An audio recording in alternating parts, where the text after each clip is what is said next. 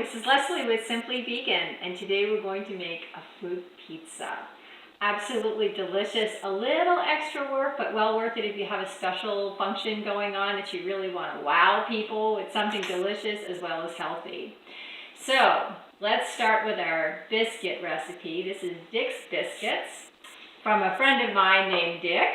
We're going to start with a half a cup of warm water in a little cup, or you could do it in a measuring cup.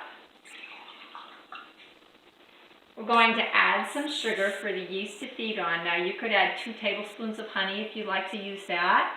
I'm going to use sugar. I've got an organic unbleached sugar here, 1/4 of a cup. And then we're going to add our yeast, 1 teaspoon. This is of an instant yeast. I'm just going to stir it. Now the instant yeast, you really don't need to proof this spray, but if you're using a yeast that is not an instant yeast, you definitely need to proof the yeast this way. I'm just going to let that set for just a minute so you can see the way it's supposed to foam if you're using a non-instant yeast. Okay, in our bowl, we're going to measure 14 tablespoons of whole wheat flour. Now that sounds like a tedious job to measure out 14 tablespoons. So what we're going to do is measure out 1 cup of flour, and then we'll just subtract 2 tablespoons, and we'll be right where we need to be. So when you're measuring your flours, you want to kind of fluff them in. If you dig into the container, you get packed down flour, and it's hard to know how much flour you really end up by getting. So if you fluff it into your cup, and then just level it like this. Now remember, we're taking out 2 tablespoons worth. I'm just going to take out 2 tablespoons worth. Put that in my bowl. It's great to measure on a flexible mat like this because then you can just put your flour right back in your container. And if you make homemade bread with a bread machine, you also want to be fluffing your flour, and so this is a great way to get your flours fast and easy back into your container. All right, so we're also going to add to this 2/3 of a cup of white flour. I like to use an unbleached white flour. So we want 2/3 of a cup of the unbleached white. Just fluff that right in there. There we go, perfect. Now we're going to add 1/4 teaspoon of salt. This is Himalayan pink salt. You can use any kind of salt that you'd like to use. There it all is. We're just going to stir this a little bit in our bowl. Now you can see here that the yeast has a little bit of a foamy top on it. So we know that the yeast is good. Like I said, with an instant yeast, you really don't need to proof it. Can you get closer into the bowl with the camera? All right, we're going to go ahead and pour our water and yeast mixture in there. Get all the sugar out of there, out of the bottom.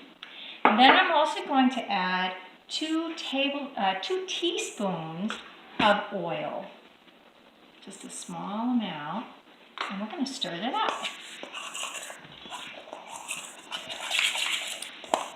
Now, although this isn't 100% whole grain, it's nice to have some whole grain in your mix because it does give you some extra fiber in your dish.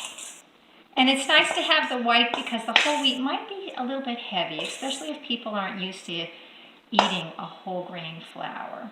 Okay. If you use a bowl that has slanted edges like this, it's a little bit easier to work with so you don't have to come in through the top. And I'm just going to go ahead and just get it into a ball. I'm not going to really knead it here. Just get it into. And the reason I want to get it into a ball is so that when I roll it out on the cookie sheet, the edges will be smooth. Now, if it feels too sticky to you, you can go ahead and add just a tiny bit of flour to it, just a little bit, and work it just a pinch. Don't want a lot of flour on it because you don't want your crust to be white. around the edges. Okay, so I have a nice soft, it's very soft ball of dough here. And my pizza pan, give it a spray. And now we're going to roll it out.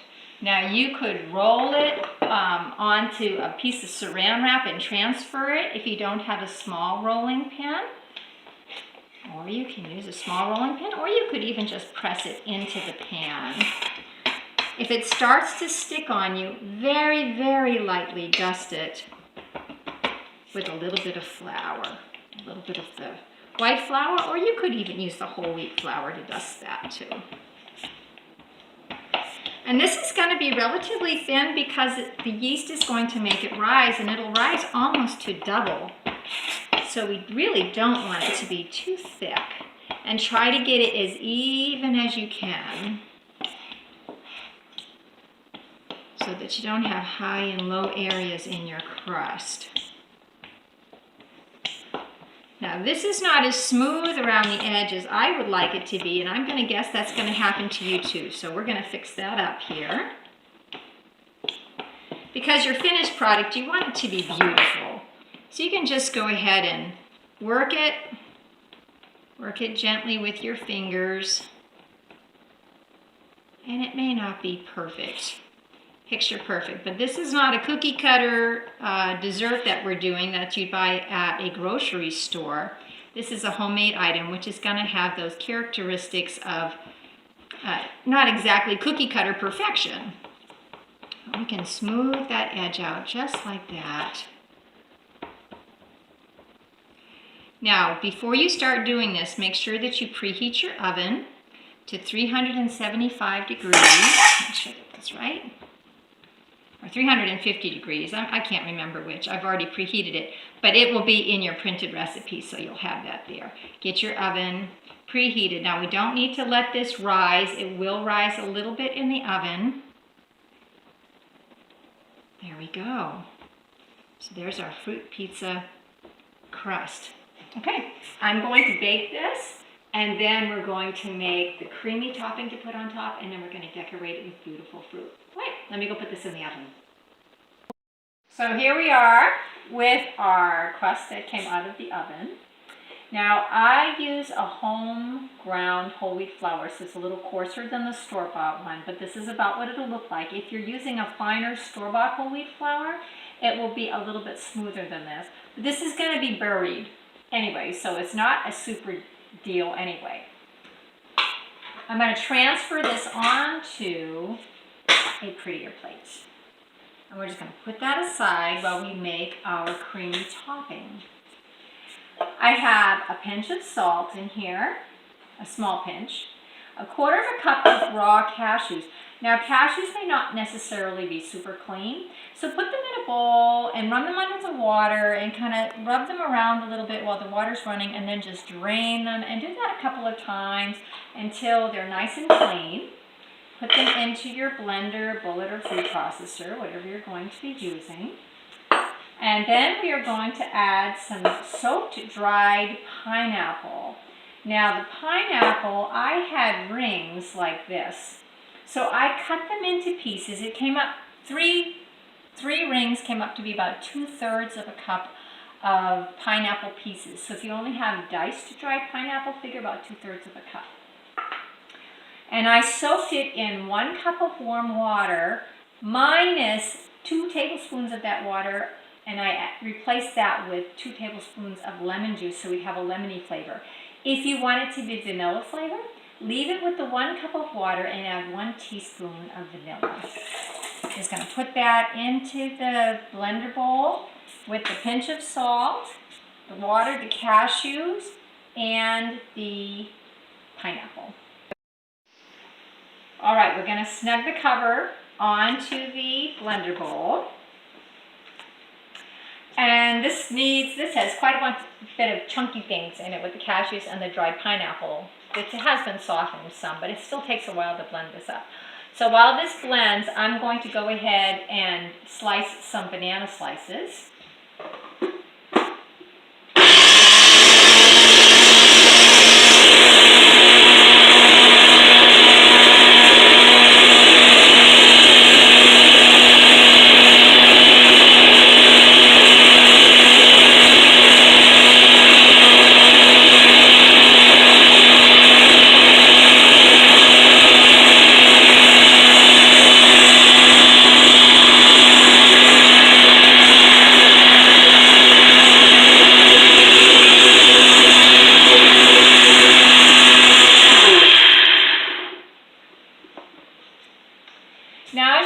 see, this is not thick enough to hold up very well on top of the fruit pizza crust.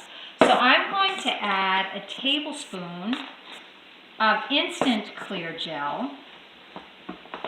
If you do not have an instant food thickener of any kind, you can go ahead and add cornstarch to this and then just cook it on top of the stove, stirring it constantly until it thickens. But I have a product called Instant Clear Gel here today, which is a pre-cooked cornstarch, so it does not need to be cooked. So I've got 1 tablespoon of that I'm going to put in here. It takes 10 minutes to reach its maximum thickening capacity. So we're just going to go ahead and give that a little shake so it doesn't get hung up on the blades. And then we're going to re-blend for just a short time.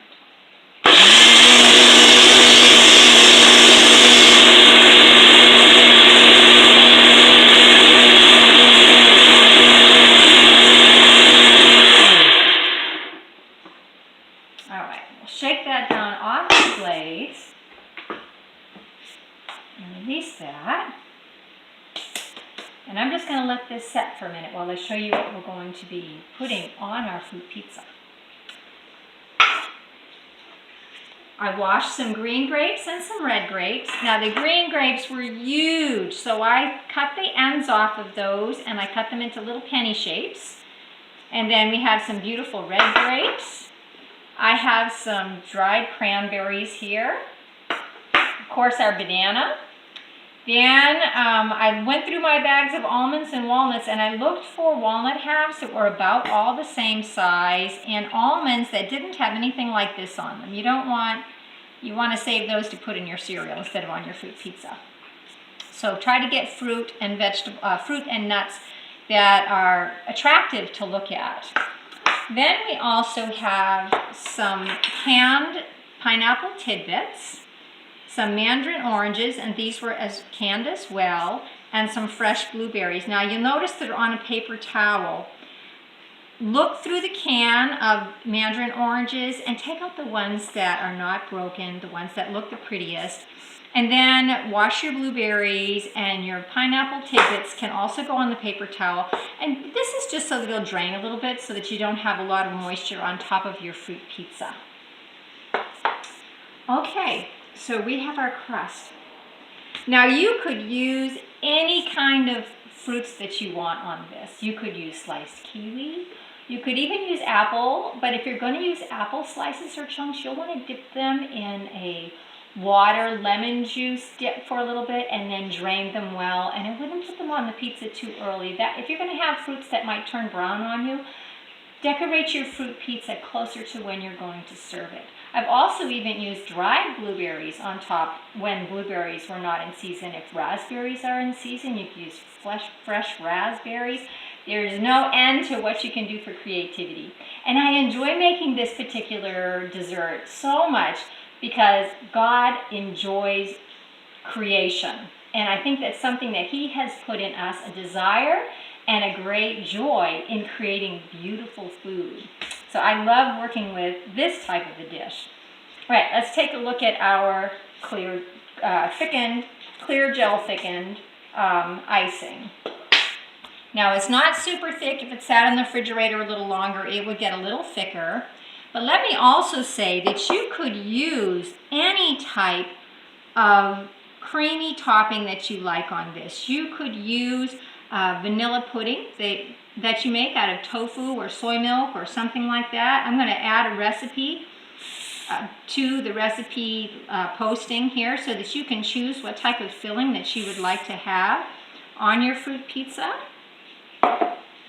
We'll just spread that as evenly as we can, leaving a little bit of room on the crust. Try to make that look nice and smooth if you can. And you can put it as thick or as thin as you like it, but just remember, if it's not thick enough, it's going to run over the edge and then it's not going to look pretty. So aim for beauty on this dish. There we go. Try to get that kind of even there so that the crust does not show through. All right, now we're ready for the fun part. We get to decorate this fruit pizza. So mandarin oranges are one of my favorite things to put on here because they are so beautiful. So I think I'm going to start around the edge with mandarin oranges. And when you're doing your fruit, the secret to making a really beautiful and tasty fruit pizza is to make sure that you put enough fruit on. Let's see. I want to make sure that I have enough of these mandarin oranges here. Go all around the edge. I can even space them a little bit if I'm not going to have enough. There's nothing to say that you can't rearrange a little bit if you need to. You just want to be careful not to, oh, it's going to work out just right, I think. Move this one over just a pinch. Oh, we could even fit one more in if we wanted. The more fruit you have, the tastier it's going to be. Okay. So there's our first round. Now I think we'll go ahead and put some grapes around there with nuts in between. So let's use almonds today. So we'll go ahead and put a grape and an almond. Grapes and almonds. Whoops. Let me just gently lift that off of there. There we go. And almond. If you can overlap, then go ahead and overlap because that will make it even more beautiful. If you spread the fruit out too much, you don't get as much fruit on there, of course, and it just really doesn't look as pretty. So let's get some more on here.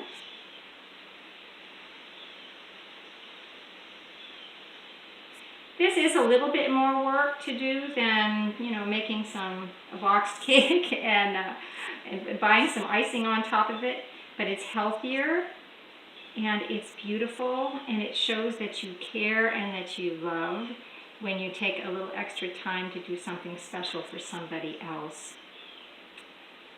Not to say that you can't ever make a box cake, I'm not saying that. I'm just saying that some things are just worth a little bit more extra effort and time. Okay.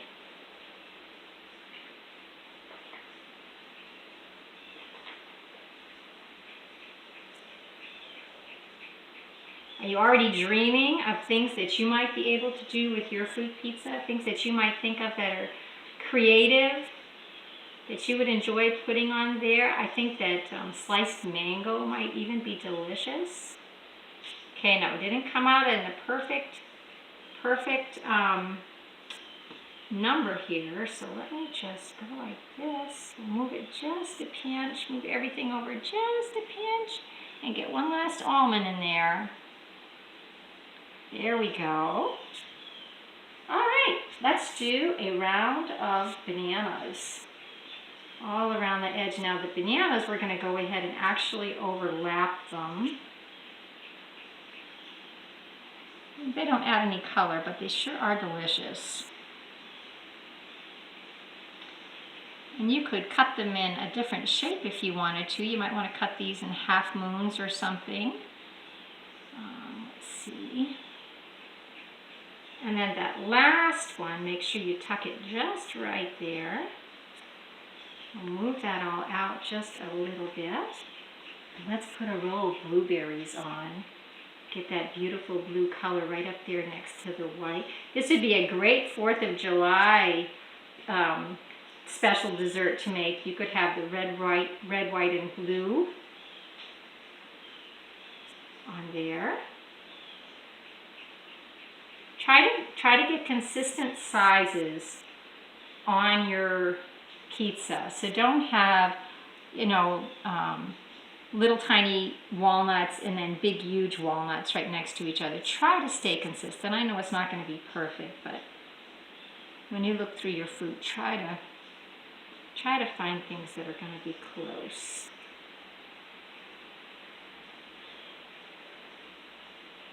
There we go.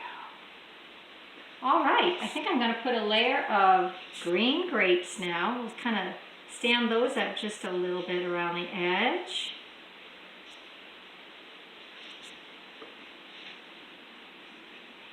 The more the merrier when it comes to the fruit. And, you know, I trimmed up these grapes. I cut off the ends so we wouldn't have any brown spots at all where the stems are. But everything that you trim off or anything that you have left over, just go ahead and make a fruit salad for your very next meal. Or put it in the refrigerator and have it the next morning with your cooked cereal. All right, what haven't we put on here? We haven't put any pineapple. So that will be our next. We'll put some of these pineapple tidbits on here. Pack it on. Pack it on. There we